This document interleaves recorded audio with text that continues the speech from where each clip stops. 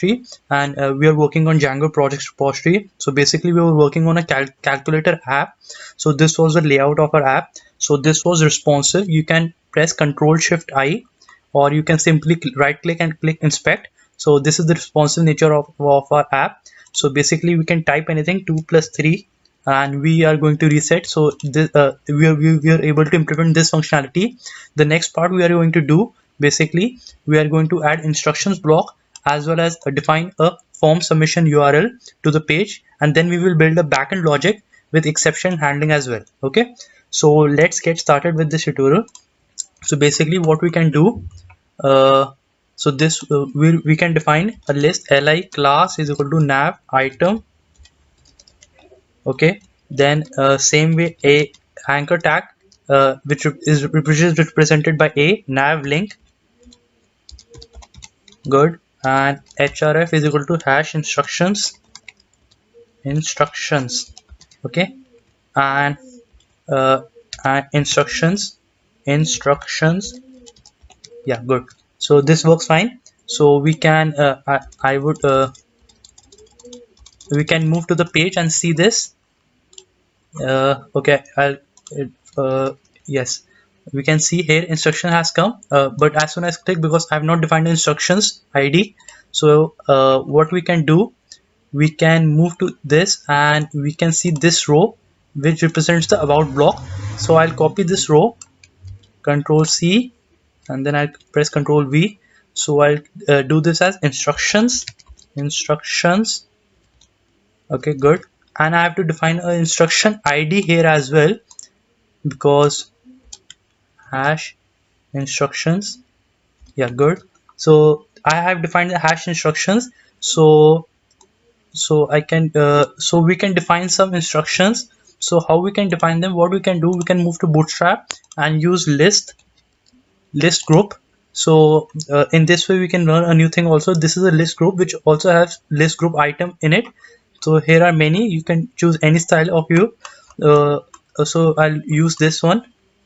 Okay, so what I can do, I'll move this HR tag, paragraph, and put this list group, and I'll move to the page. And yeah, here you can see here the instructions I've defined. So when I click on instructions, okay, so there might be some issues. Hash instructions. Okay, there is an issue. Hash. Okay, you don't need to define a hash inside, because when I was referring here, okay, let me go over. Yeah, hash instructions. When I click on this, I'll move to this because this ID is only instructions. So there was by mistake an hash instructions. So okay, I'll refresh this page. Yeah, good. Now I click on instructions, I move to this block. Okay, this is now this is working fine. So we can define some instructions here, like plus sign. We can define we can define some instructions. Plus for addition. Okay, and simply something like star for multiplication. Okay, something like and we can define this for division. Okay, and basically we're working in Python, so we might be using Python, and this is for floor division.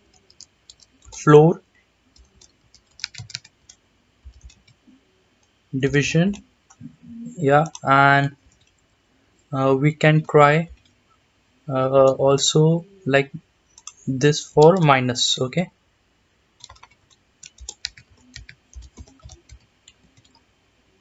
so basically we have defined some instructions like plus for addition, minus multiplication, division, floor division. We can another define like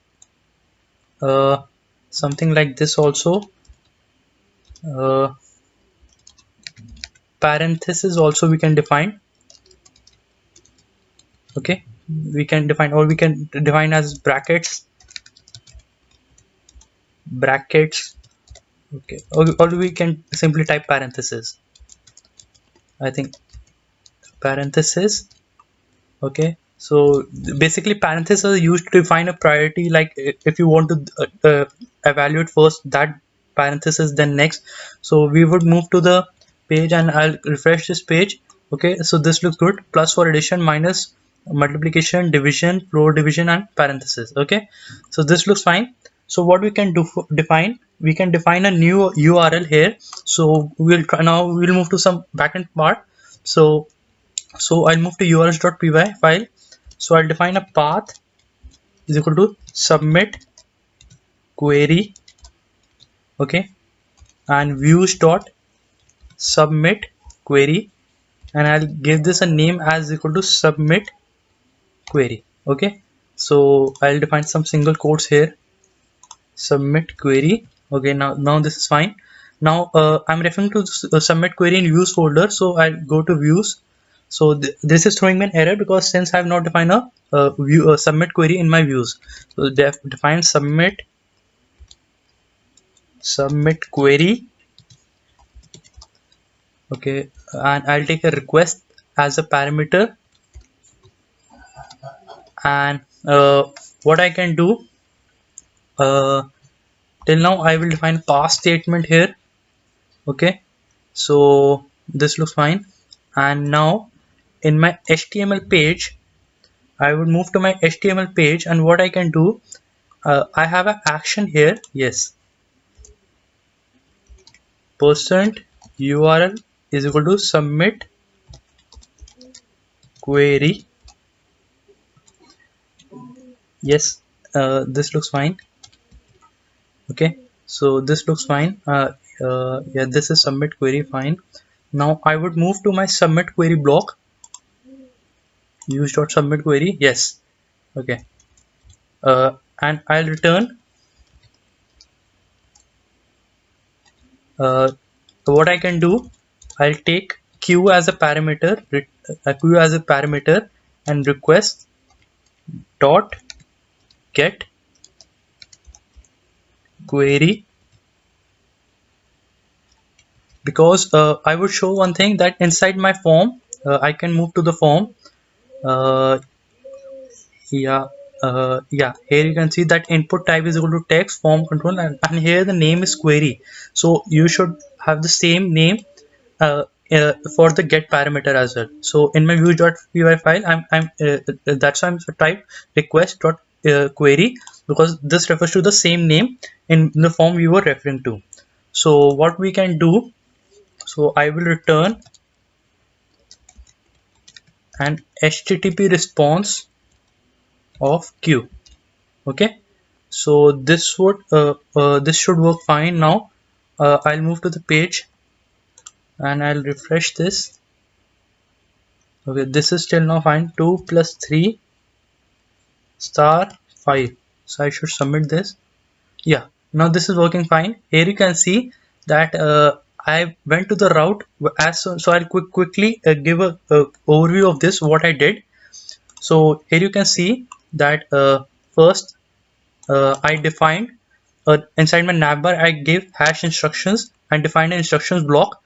So basically you can these were instructions: plus for addition, minus, multiplication, division, floor division, parenthesis. Okay, now then I went to urls.py file, then I defined a path submit query, which calls the function views.submit query. The name is equal to submit query. Then I went to the views.py file, then I did request dot get query, and q is equal to this. Okay, so return HTTP response of q. Okay, so this is fine. What we can do also, in the same way we can return a JSON response as well. For this you have to import JSON response, and you can do JSON response of q. So I'll make a get request. Okay, what you need to do, you need to define a JSON dictionary, and here you can define q is equal to q, and then I have to return a JSON dictionary. Yeah, here you can see now this is working as a JSON object which says q parameter and then 2 plus 3 star 5. Okay, So for a JSON response, you have to define a dictionary, because then it works like a JSON object. Okay, so in this way we can define an HTTP response as well. So yeah, now this is fine. So we can, I'll quickly do this. Yeah, this is working fine. Okay, so I'll move to the page. Okay, I'll type something else, -2, then reset button. I'll copy this. Reset button works fine. I'll paste it here and submit. Yeah, now this is working fine. So in the next video, what we can do, I would be adding exception handling and how we can evaluate this result. So evaluating the result would be very easy, as Python is very powerful in mathematical operations. So, and we would be adding try and except statement as well. If the calculation has in some error, what we can do. So exception handling will be also added. So thank you guys. Thank you so much.